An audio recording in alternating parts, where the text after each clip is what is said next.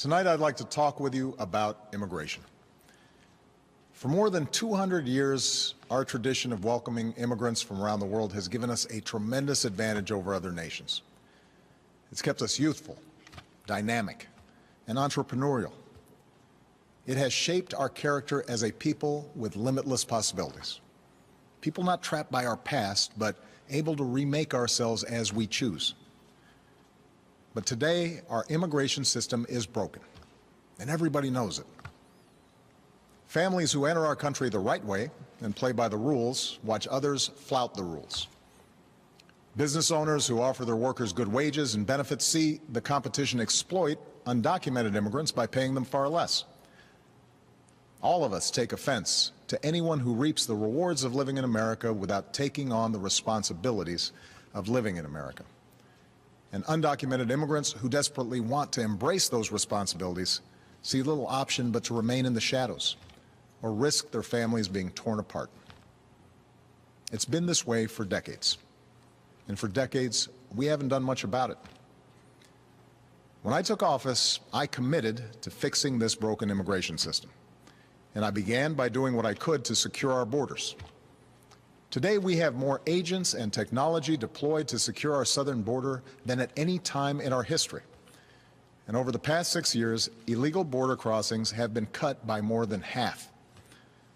Although this summer there was a brief spike in unaccompanied children being apprehended at our border, the number of such children is now actually lower than it's been in nearly 2 years. Meanwhile, I worked with Congress on a comprehensive fix. And last year, 68 Democrats, Republicans, and independents came together to pass a bipartisan bill in the Senate. It wasn't perfect. It was a compromise. But it reflected common sense. It would have doubled the number of Border Patrol agents while giving undocumented immigrants a pathway to citizenship if they paid a fine, started paying their taxes, and went to the back of the line. And independent experts said that it would help grow our economy and shrink our deficits. Had the House of Representatives allowed that kind of bill a simple yes or no vote, it would have passed with support from both parties. And today it would be the law. First, we'll build on our progress at the border with additional resources for our law enforcement personnel so that they can stem the flow of illegal crossings and speed the return of those who do cross over. Second, I'll make it easier and faster for high-skilled immigrants, graduates, and entrepreneurs to stay and contribute to our economy, as so many business leaders have proposed. Third, we'll take steps to deal responsibly with the millions of undocumented immigrants who already live in our country. I want to say more about this third issue because it generates the most passion and controversy. Even as we are a nation of immigrants, we're also a nation of laws. Undocumented workers broke our immigration laws, and I believe that they must be held accountable, especially those who may be dangerous. That's why over the past 6 years, deportations of criminals are up 80%. And that's why we're going to keep focusing enforcement resources on actual threats to our security. Felons, not families. Criminals, not children. Gang members, not a mom who's working hard to provide for her kids. We'll prioritize, just like law enforcement does every day.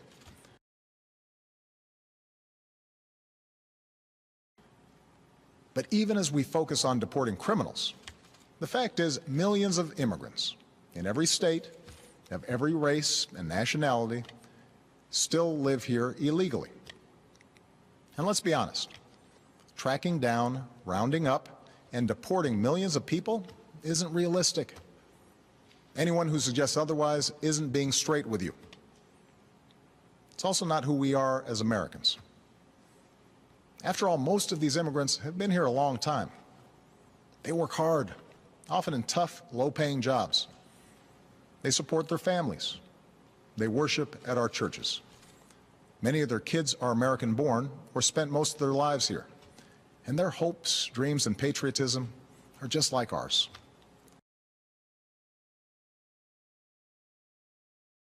Oiga, señor, we are federales, you know, the mountain police.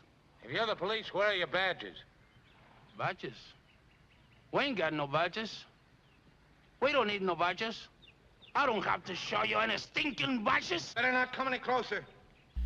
Joe Legal works in construction, has a social security number, and makes $25 per hour with taxes deducted.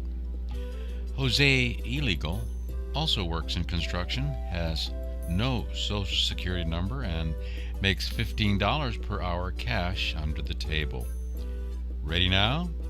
Pay attention. Joe Legal, $25 per hour times 40 hours.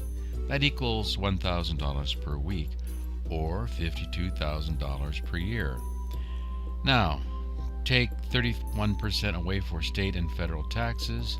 Joe Legal now has $31,231. Jose Illegal, $15 an hour times 40 hours equals $600 per week, or $31,200 per year. Jose Illegal pays no taxes. Jose Illegal now has $31,200. Joe Legal pays medical and dental insurance with limited coverage for his family at $600 per month, or $7,200 per year. Joe Legal now has $24,031. Jose Illegal has full medical and dental coverages through state and local clinics and emergency hospitals at a cost of $0 per year. Jose Illegal still has $31,200. Joe Legal makes too much money and is not eligible for food stamps or welfare. Joe Legal spends $500 per month for food, or $6,000 per year. Joe Legal now has $18,031. Jose Illegal has no documented income and is eligible for food stamps, WIC, and welfare. Jose Illegal still has $31,200. Joe Legal pays rent of $1,200 per month, or $14,400 per year. Joe Legal now has $9,631. Jose Illegal receives $500 per month federal rent subsidy. Jose Illegal pays out that $500 per month, or $6,000 per year. Jose Illegal still has $31,200. Joe Legal pays $200 per month, or $2,400 per year for car insurance. Some of that is uninsured motorist insurance. Joe Legal now has $7,231. Jose Illegal says, "We don't need no stinking insurance," and still has $31,000. Go figure. God bless America. Oiga, señor, we are federales. You know, the mountain police. If you're the police, where are your badges? Badges? We ain't got no badges. We don't need no badges. I don't have to show you any stinking badges. Better not come any closer.